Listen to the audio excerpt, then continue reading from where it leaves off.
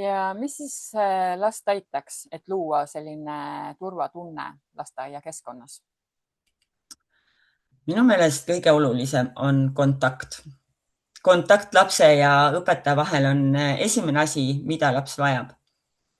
Muidugi selleks turvaliseks kontaktiks võib olla ka teine laps. Näiteks meil on 3–6 vanuses lapsed koos ja seetõttu on olnud nii, et esmaseks turvabaasiks on hoopis õde või vend, kellega samas rühmas käiakse. Ja see annab meile õpetajatele külluslikult mänguruumi selle lapsega kontakti saavutamiseks. Ja alles seejärel tuleb tegelikult etteaimatavus, millest sa ennem rääkisid. Tuttav inimene, tuttav rütm, tuttavad tegevused.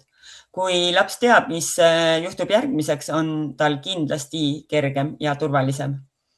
Ja sama päevakava korduvus, sama õpetaja rahulik olemus ja hääl, sama koht riiete jaoks, kõik need pisiasjad loovadki lapsele turvatunnet, millele toetuda.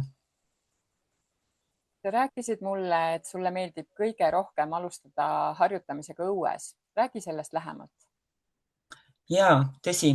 Mulle meeldib õueaega harjutamiseks kasutada, sest õues on lapsel rohkem vabadust mängida ja vähem etteantud reegleid ja piiranguid.